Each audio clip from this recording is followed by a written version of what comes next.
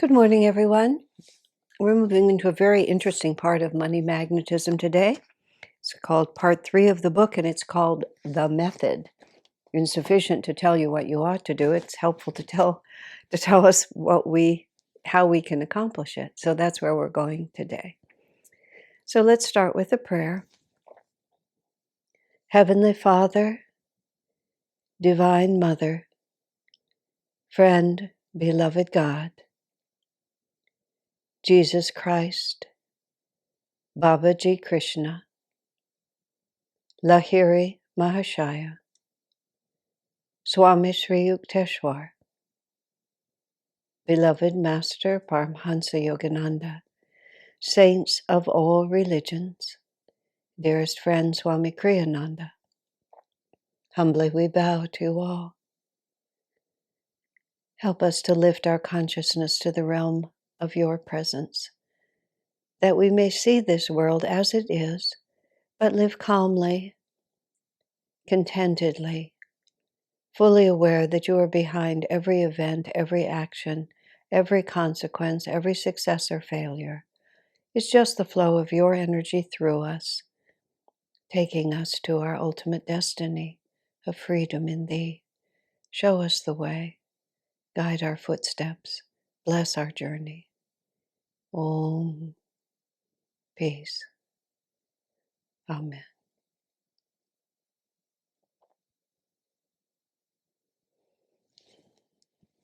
So, sometimes Swami slides into books that are seemingly on other subjects, aspects of the spiritual path that are extremely interesting. And in the book, How to Be a True Channel, for example, there's a fascinating chapter about the astral world. Because in that book, he's talking about states of higher awareness, relation. I'm sorry, just having a little trouble the last couple of days. And in that book, he's talking about states of higher awareness and angelic beings and so on. So he ends up talking about the non-physical worlds. It's just sort of in the middle of that book. You're suddenly in this marvelous experience of what the astral world is like. And in this book, where Swami's talking but now about the method, and he's talking about concentration, he has some very interesting ideas about thought and feeling. Because, of course, all of us know that we need to behave in certain ways, but the problem comes when we try to follow that path. All the conflicting cross currents of our egoic misunderstandings all come into play. So what Swami talks about it here is he's talking about concentration and the flow of energy, and he's expressing the fact that nothing great is ever accomplished without there being focused willpower to make it happen. Part of what happens in a lot of affirmation, a lot of prosperity teaching, is that affirmation actually becomes wishful thinking. And wishful thinking doesn't really have, and the word we're using is magnetism. It doesn't really have magnetism. So when Swami's talking about concentration, he's talking about how do we generate magnetism. And there's another aspect about money magnetism in general. And there's a silly phrase in English, which we say, there's no such thing as a free lunch, which is just a ridiculous phrase. Sometimes when you take these phrases apart, I said, heavens to Betsy the other day. And I thought, what does Betsy have to do with heaven? And who is Betsy? I haven't actually Googled it to try to answer the question, because all questions could be answered on Google. But it was just like I just said, oh, heavens to Betsy. Why on earth would I say that? I was with Swamiji once, and he was talking about this we were in Italy, we were in Europe, and there was this Italian man who was an eccentric character. That's the only way you could describe him. And Swami said, when I first met him, I wasn't so sure of him. But over time, he's begun to grow on me. And then Swami laughed, and he said, how could I possibly explain to someone who didn't speak English that for someone to grow on me is actually a positive statement. You think of a fungus or some kind of a wart that you're trying to get rid of, but he was really being very positive about the man. Well, in any case, whatever I was saying, now I've completely lost my thought, whatever it was about. But it's just getting a focus on what we're trying to make happen. Oh yes, a lot of prosperity things. Oh yes, no free lunch. I've traced it all the way back. And no free lunch means that you have to put out energy for everything. Nobody is just going to feed you. Now, of course, literally, people will feed you, but the idea is sooner or later, there has to be a commensurate energy exchange. And so one of the things we have to just sink really, really deeply into our consciousness is, if I want a dynamic result, I have to put out the kind of energy that will bring a dynamic result and not keep thinking. And a lot of times, people's continuous study and going to more and more seminars and whatever it might be is hoping for an answer that doesn't involve facing into my own limitations and overcoming them. And a tremendous amount of success in the world comes when we just see things as they are. When I first had any closer association with anyone who was financially successful in the world, the first thing I noticed was how many hours that they worked and how focused they were on their work, literally how much energy they put out. And it was just not surprising to me that they were a success. I mean, if you think about Swami Kriyananda, he was constant in his outpouring of energy. He wasn't unbalanced. This is something I've been having to say to people a number of times. He wasn't at all unbalanced. He was intense when he was intense. And if he felt that there was a dark force trying to stop him, no power on earth would cause him to give in to that force. But then when he accomplished something, he would take a little rest, he would take a little time off, he would spend time with his friends. I mean, in addition to everything else he accomplished, one of Swami's greatest accomplishments was friendship. I mean, hundreds, probably thousands of people in the world considered him a true friend, and he carried on enormous email correspondence with people everywhere. And so he valued the human side. He wasn't just one-pointed on this one project. Part of what enabled him to be so successful is that he was balanced. And so one of the things that Swami talks about is that he quotes, I'm sorry, this is a morning when I am having a problem with it.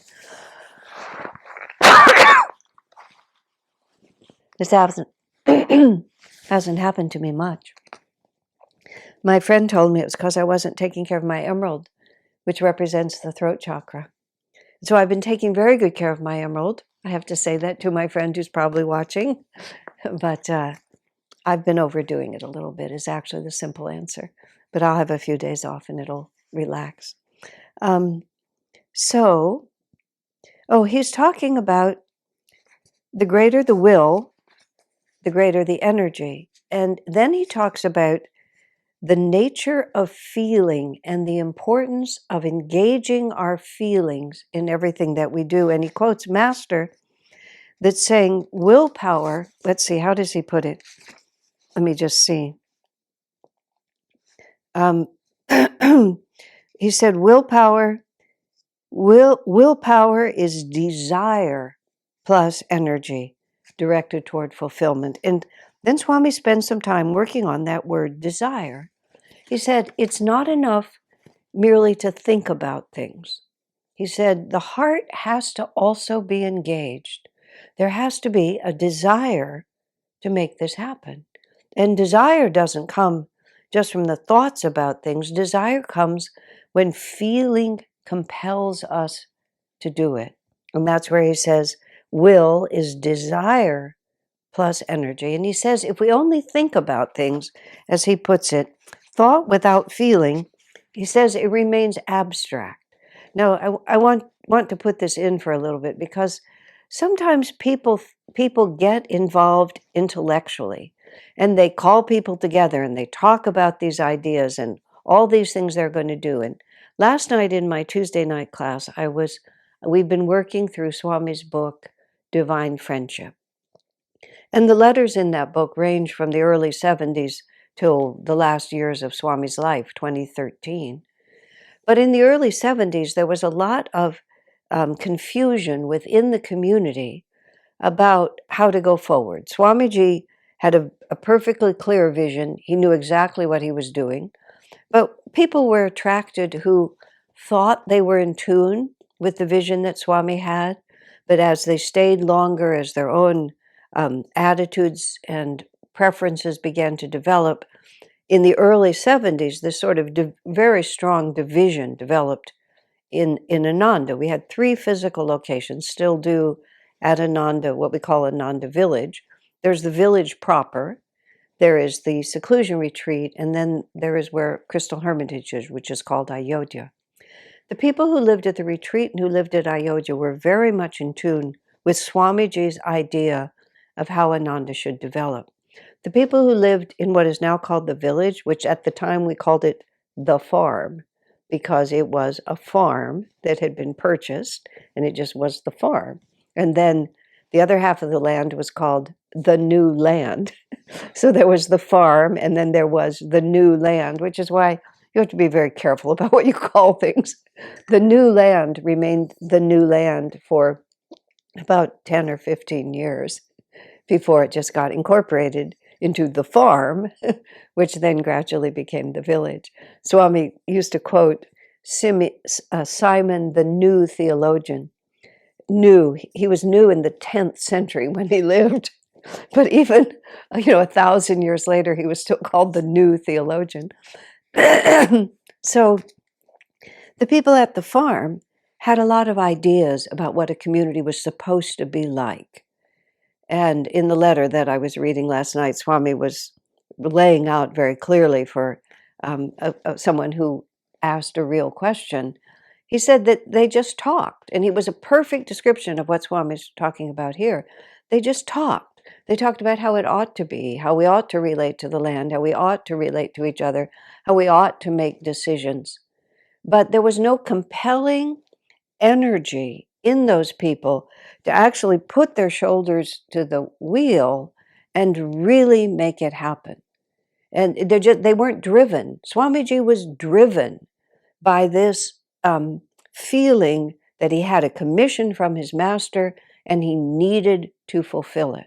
So the feeling that drove Swami at all times was his discipleship to master, which was tremendously powerful. And this group of people, and I have to say, they were good people. They were nice people. They were fun people, lots of them. They were just in tune with a different reality.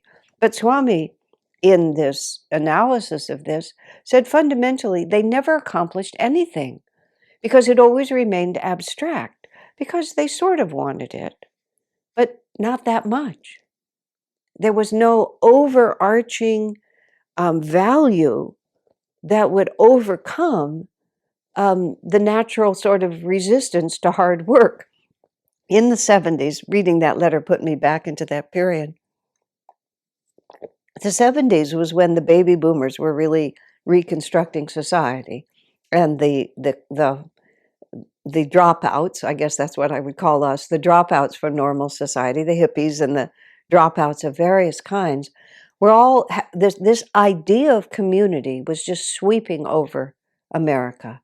And many groups of people were starting communities. Swami writes in that letter, he said it was actually being studied by university sociologists. The average lifespan of the average commune was 30 days. People would just sort of get together in a house or get together on some farm. But in no time at all, it would just dissipate and nothing much would come of that. But people were very enamored of the idea of community. So they would sit around and they would talk about the ideas of community. And they would talk about consensus, government, and all these sorts of things like that. But there was no compelling feeling to drive the will. There was no deep desire. When we finished creating the movie Finding Happiness, and we were doing some showings in the area here, and I went to one or two of them, and afterwards I would stand up and answer questions that people might ask. And one of the questions that's always asked, and it was asked in that context, can you make a community that isn't without a spiritual basis for the community?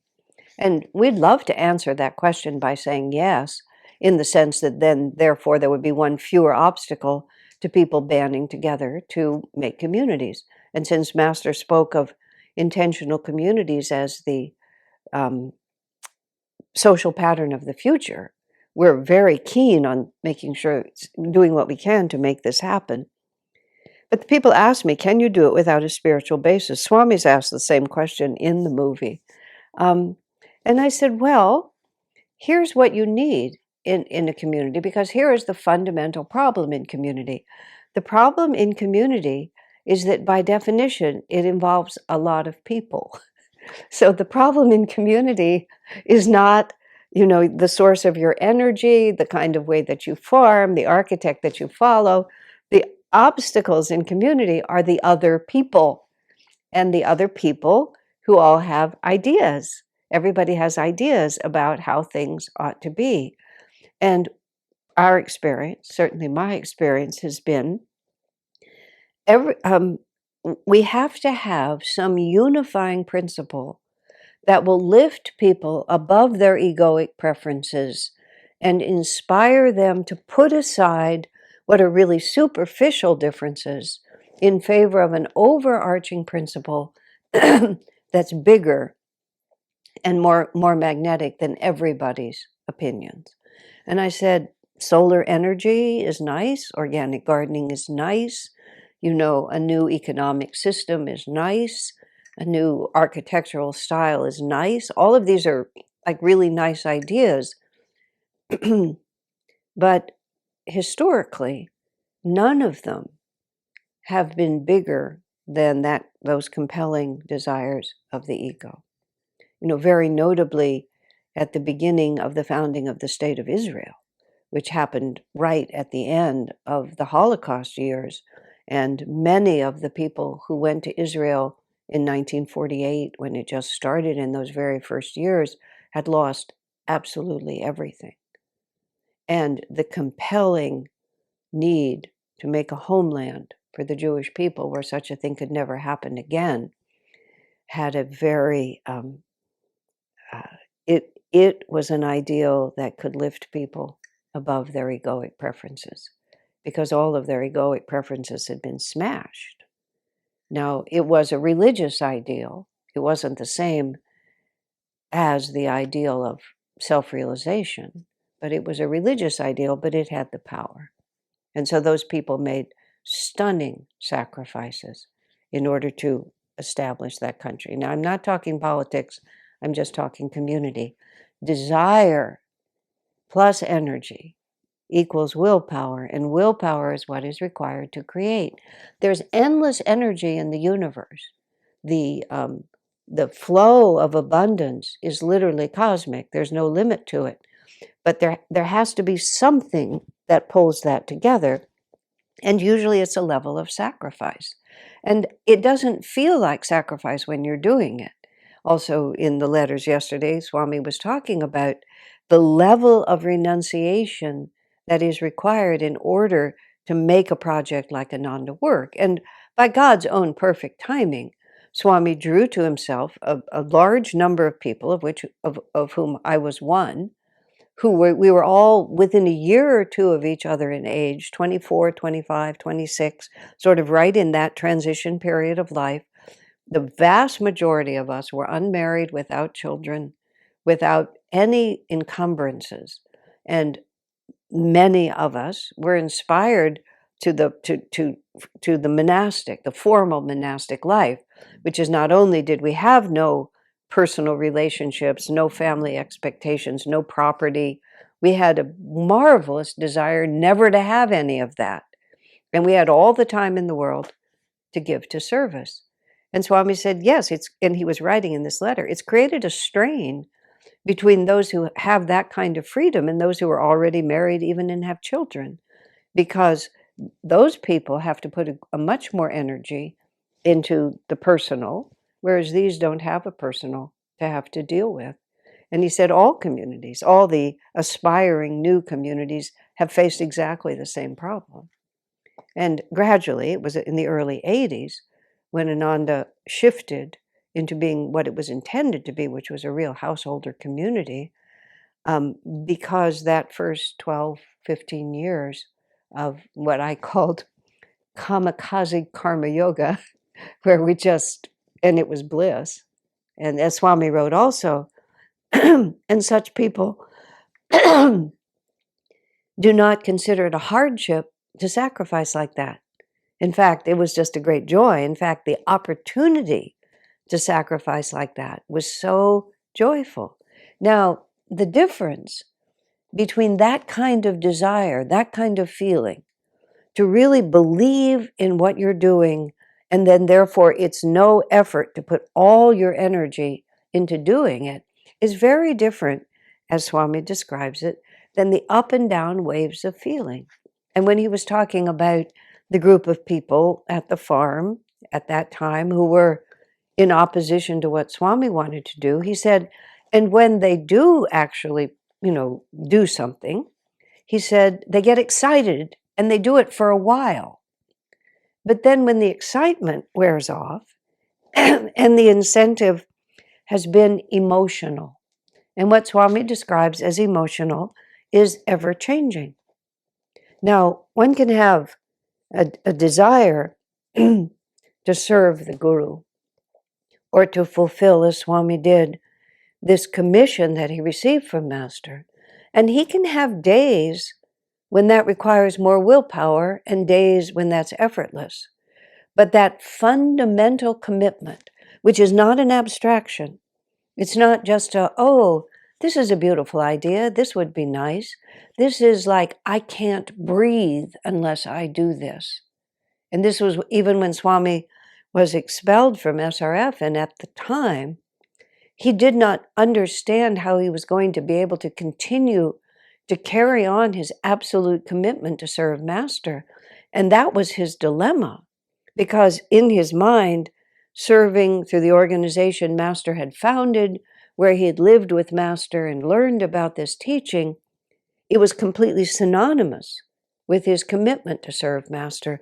And the idea that there was a possibility to keep that commitment without that form, that took Swami a little bit of time to understand. But the problem was that there were all these other emotions Swami was having. He felt betrayed by his friends. He felt concerned about what he was going to do next, all of these different things. But the feeling of commitment to serve Master was untouched. The waves were going up and down in other ways. So if our determination, we're talking about money, but if we're talking about to accomplish anything, is just an emotion, it would be nice to have more money. It would be nice to be able to start this company. It would be nice to be able to carry on my family business. But there's no feeling that is that is grounded in the whole ocean of being. My own personal journey before I came to Ananda was just this. What I had was this extraordinary feeling of the absolute necessity to do something meaningful with my life, and a very rigid standard about what that was. I remember after when I was onto the spiritual path, I understood about self-realization. I hadn't yet met Swami. I was desperately looking for something meaningful to do. I became very inspired by St. Francis. He had a very strong effect on me for a period of time in my life. And I thought, well, Francis went off and served lepers.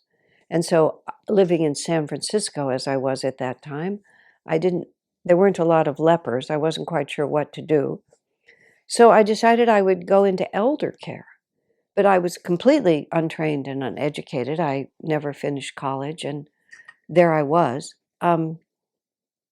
So I went to an elder care facility, and I applied for whatever job I qualified for, which was the bottom of the food chain. in terms of it was the kind of job taken by people when they first entered the job market with no training at all and perhaps not even much language skill. But I wanted the job. And the director said to me, she said it sort of delicately, "You're not the kind of person who usually takes this job." She said, "You have too much education. Your background is different." I said, "I know what I'm doing. I want this job." So I took the job, and I only lasted, I don't think I lasted a week. I'm not even sure I lasted a day. Now, this was the late 60s. I was part of the drug culture. I wasn't really a drug person myself, but the world I lived in, there were a lot of drugs in it. And I knew about drugs.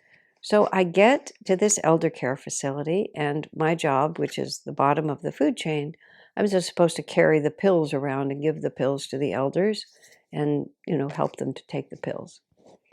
I was giving them tranquilizers. And the reason I was giving them tranquilizers is it made them more docile and less complaining. I mean, that's how I remember it. When I think about it in retrospect, I think, was that really what was happening? But that's what I remember. And I knew what these pills were. It's like the staff tried to just pass it off, but I knew what these pills were and I knew what we were doing. And so there I was, absolutely morally compromised as soon as I walked in the door. And I was absolutely heartbroken. It was just like, is nothing in this world ever going to satisfy this feeling that I have in my heart that there is nobility in this world and I want to serve it? So I certainly went through a lot of feelings, and the form collapsed on me, but the feeling, it was still there. So that's why, among many reasons, when I saw Swami Kriyananda, when I realized he had a community, when I set foot on Ananda soil for the first time. Because desire plus energy, I had desire, I had energy, that's what brings about success. So what we have to cultivate in ourselves is we have to, and I've only just begun, Swami calls it concentration, but we have to be able to find some overarching principle that is not abstract, but that comes out of the center of our being, which is going to carry me forward. And it can be whatever is true for you. I was reflecting about my father recently, and it's just, it was a very traditional household. My father took care of us. And when I think back on it as an adult person, he was just unrelenting in his determination to earn a living by several different means until he finally settled on what worked for him very well. But he never stopped working for us, ever. And it's just like, wow, because he had such a deep feeling. And I don't think he enjoyed it every day of his life, but his commitment to my mother and to us transcended all of his ego preferences. Desire plus energy equals will, and the greater the will, the greater the flow of energy. The greater the flow of energy, the greater the magnetism. God bless you, my friends.